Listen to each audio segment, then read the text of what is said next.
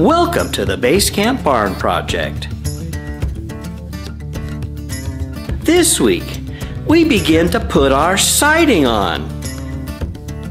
We've got LP SmartSide board and battens going up, but first we start with some Versetta stone. That's right, gotta start at the bottom and work your way up. I'm excited to get some siding on, so let's get back to work.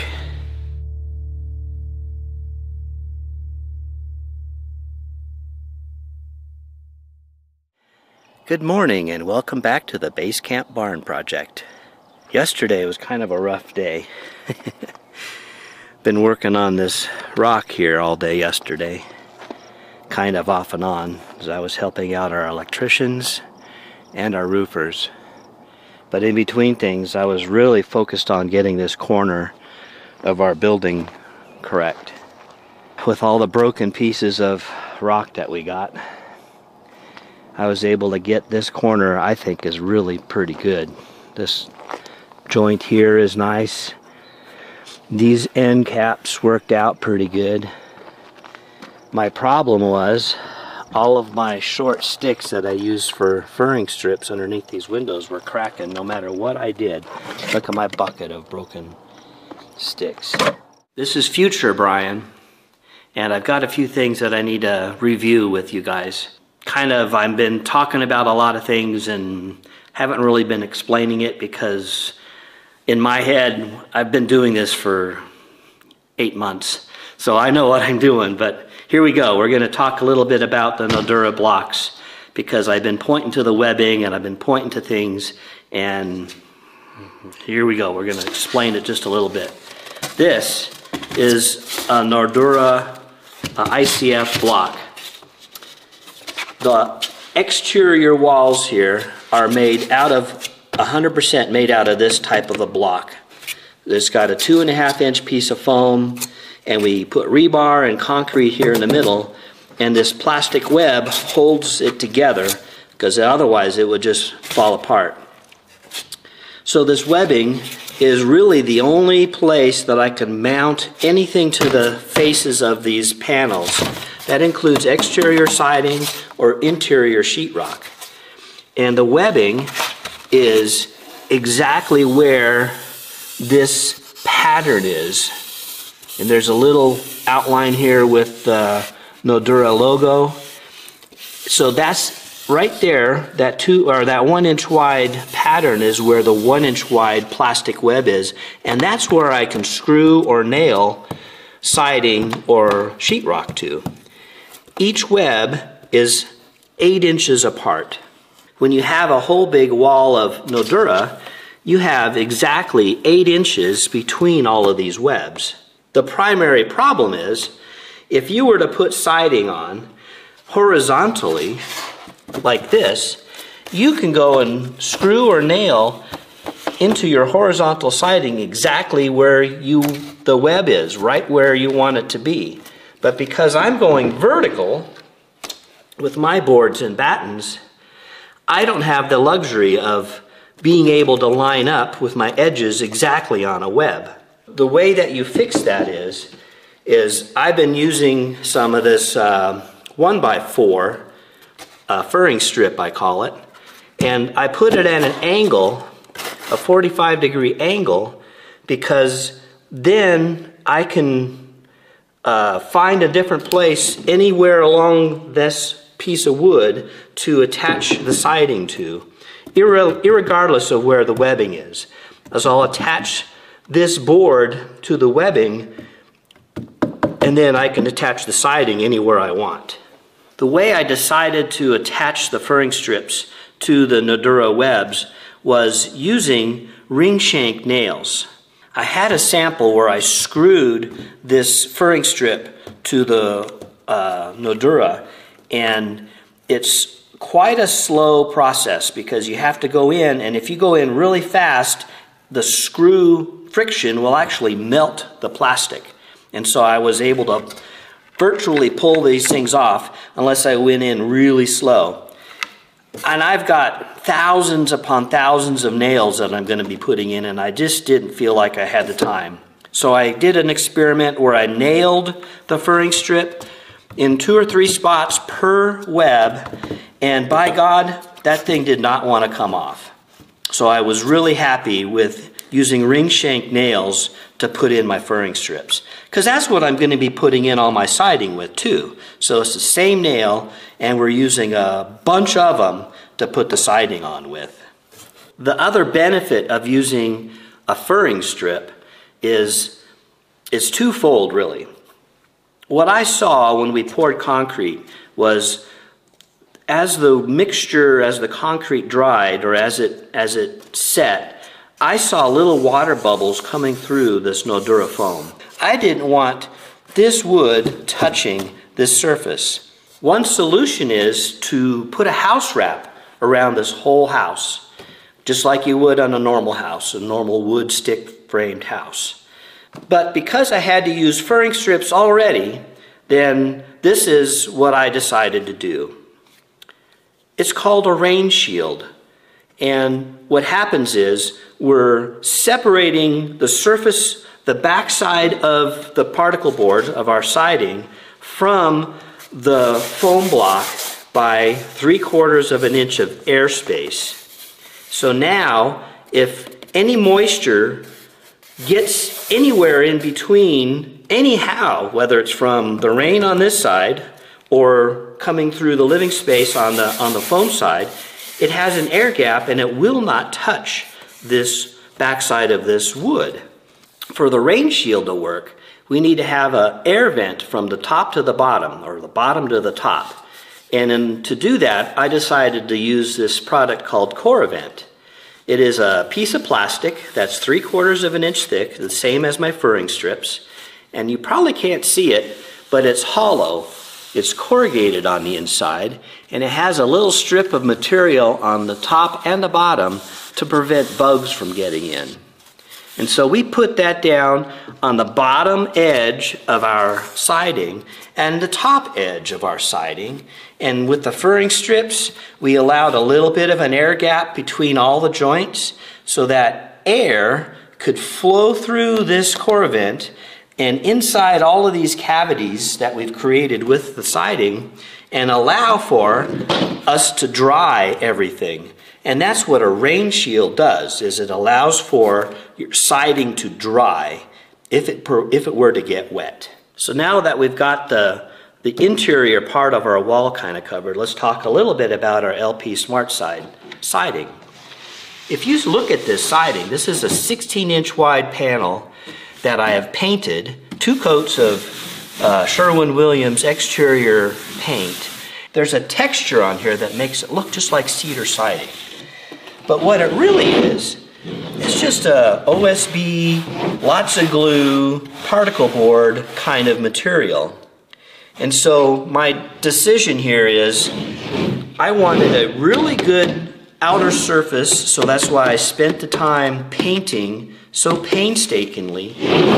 And then I wrapped around the edge of the boards and the battens just enough to get this outside edge covered with a coat of paint, so that when I put a nail through here, when we put a nail through here, it would actually help seal itself against the batten that we were, or the furring strip that we're attaching to. Before we get back to the build, let's go over our Versetta stone real quick, because I think it's an important part of the process here with the rain screen.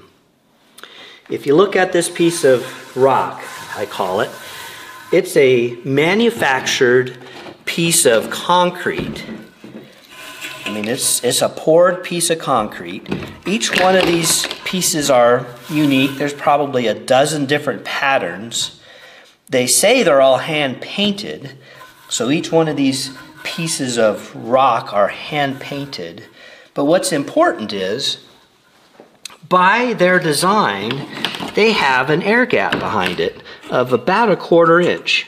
This little piece of steel flashing, which is what we attach it to the wall with, keeps the backside of this concrete away from the front side of your wall by about 1/4 inch.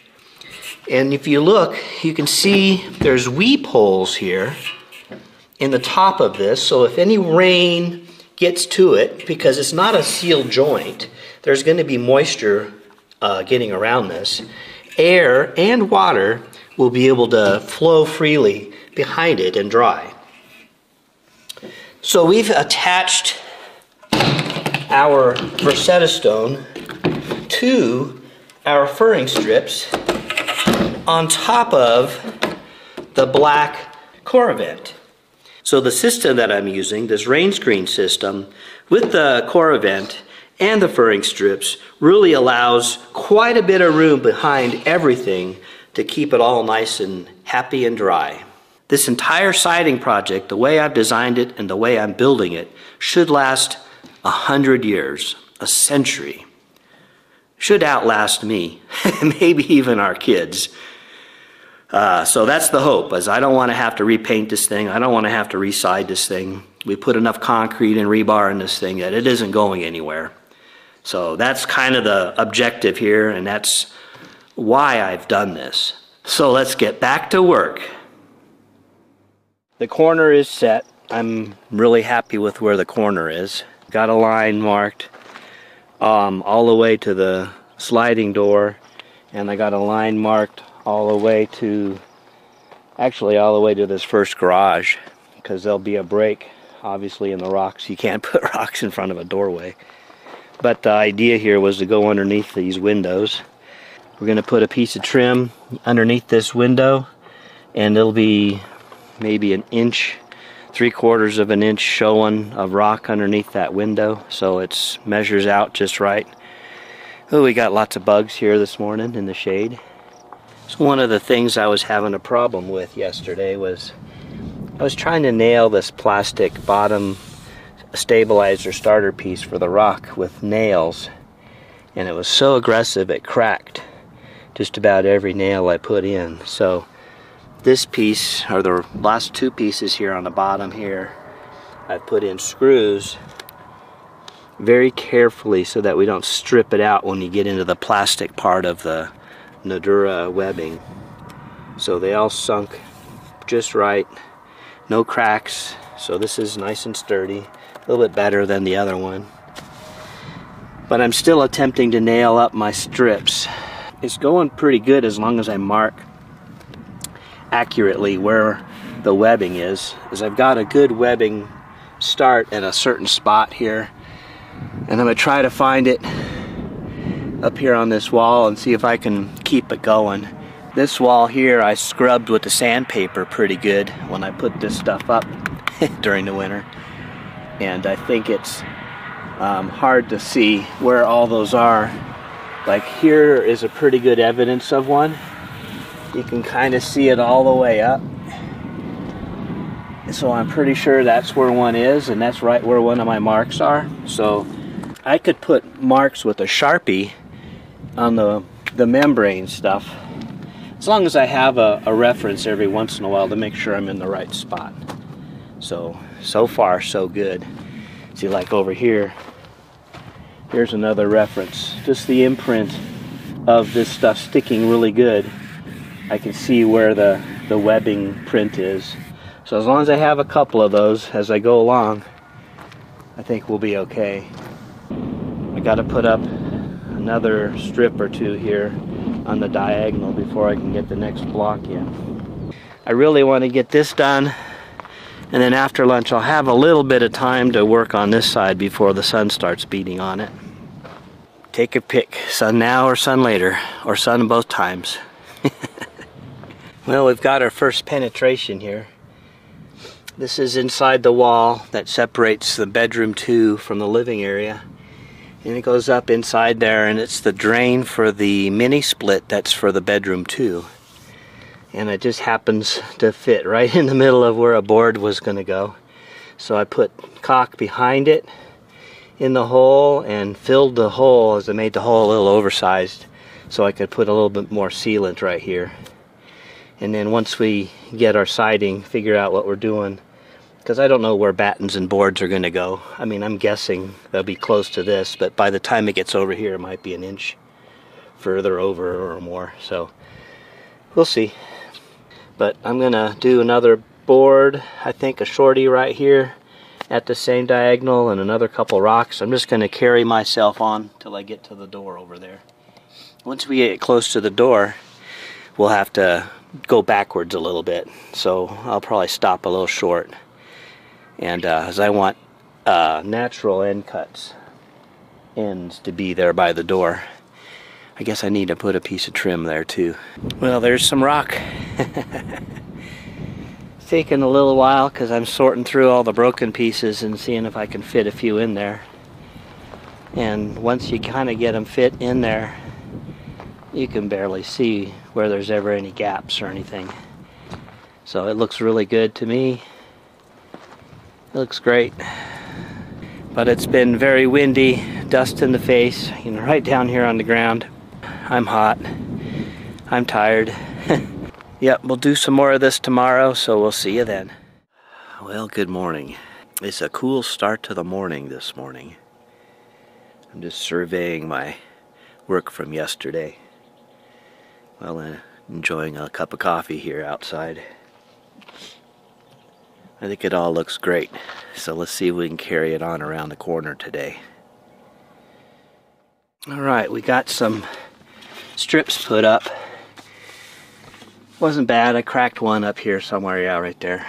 But everything else seems to be going in okay. Ooh, I need a couple nails up there. But I've put out my first course rock stabilizer piece. I've put it on top of my core vent. And so I've already got my rock started over there, but I want to start here and move that way, and we'll put the pieces that we need in the middle here, somewhere in the middle of nowhere. Is I want this edge to be a really nice edge as you come in and out of that door. So I'm going to go find a piece of rock here and we'll put it down and start building our way that way. So all the rock, the Versetta stone rock, was delivered, and over half of it broke when they tried to slide it off the lift. So that's part of the challenge now. Is I know I'm going to need pieces, so I'm trying to find in the broken stuff here anything useful when we get to using smaller pieces. But I really only have 2, 4, 5, 6, 8, I think less than 10 full size pieces that aren't broken. I'm only going to need 1, 2, 3 bugs. Probably 5 or 6 to finish off this side, so we should be good. I'd like to get this other side next to the garage door done, as I've got it marked, but we'll just have to see. But yeah, all the broken pieces of stone here are almost sickening. It's just sad because they're $38 a piece broken. Oh well, we'll do best I can. Well, good morning. I got as far as I could yesterday with all the Versetta stone. I got all the good pieces used up, and that's as far as I can go until I get some replacements. So, it's on to siding. And what is that? I got my corner piece in. Is that the dog making this dirt and mud? Must be the dog. She went over there, played in the mud. Must have come by here and made it muddy. Got the window trim piece in. I haven't painted anything much yet. I just had a little dab of white. I wanted to put a dab on the white just to see how it hid the nails. I don't think you'll see them. Obviously these are going to get covered up by the batten when we put the batten on, but then you'll have to cover up the nail holes in the batten. But that's okay. But we've got our 3/16 gap everywhere. We got our steel trim flashing above the window, and there's a piece of white flashing above the trim. So I got all my flashing up. But I'm putting up my diagonal boards because these are 16-inch pieces, but we got to have a 3/16 gap between them, And so it's going to grow. So every 10 pieces you're going to grow, I don't know, 1.5 inches or something. But we're already kind of outside of the marks. Here's our 8-inch mark. Our other one is right about here. So we've already grown that much in 2, 3, 4, 5, 6 panels. But I think it'll be okay. I've got my little ledger down at the bottom that I'll remove here and move over to the next station. That gives me a bottom point that should be even along the bottom. And then the top, I wanted a 1/4 inch gap, and I started there, but I lost it a little bit right there. So either the boards aren't straight or something isn't straight. So I took another 1/2 inch off. It's all going to get covered, but I need that air gap up there because I need to breathe. That's where the air is going to be coming out, is that gap up there. Took me a little bit of time today to kind of figure this out, and I really had to wait for the shade. I started doing stuff in the morning and it just got too hot. All the reflection off of this wall and the sun coming up, you know, from the east. Once we got to about 12:30, 1 o'clock, there was enough shade here to work. And so basically I've got all this done in 4 or 5 hours. It's almost 6 now. I've pretty much figured out I gotta put up my fascia on the bottom of the soffit before I can put up the board that's covering the gap here. Once I put up the board, then I can put up my battens. So I got a couple, 3 steps before I can get my battens up. And I guess I got to check trueness here. I was checking them, and it's pretty good. I mean, it's about as true as you can get. So I'm pretty happy with that. So I got the grill going. We're doing a little bit of salmon tonight, and gonna relax a little bit and carry on again tomorrow. Got another batch of siding painted this morning. First coat.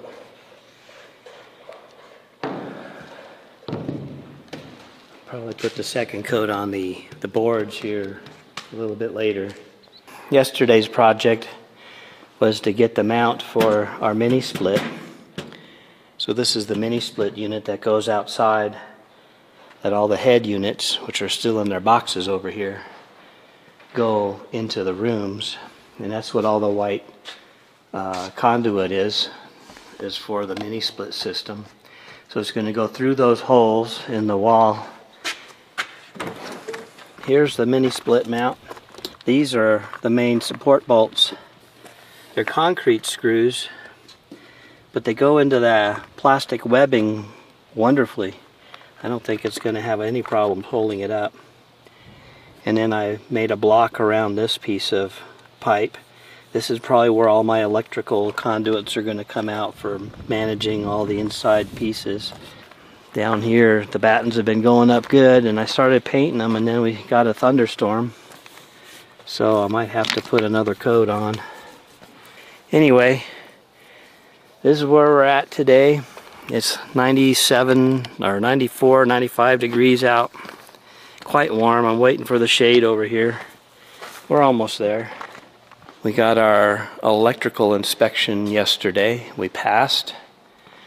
So I got the document to put on the portal.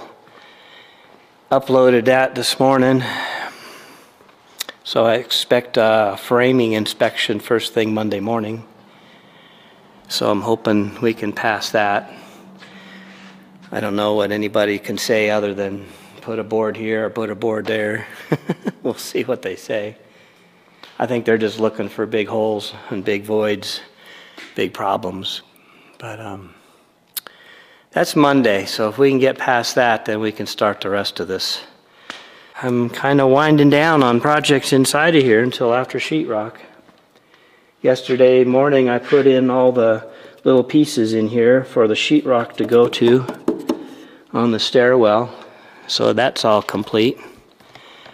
I was just thinking I might want to put a television on this wall right here for the workshop television. So I'm gonna run some cords from our junction box over there in the utility room. I got lots of media wires coming in here.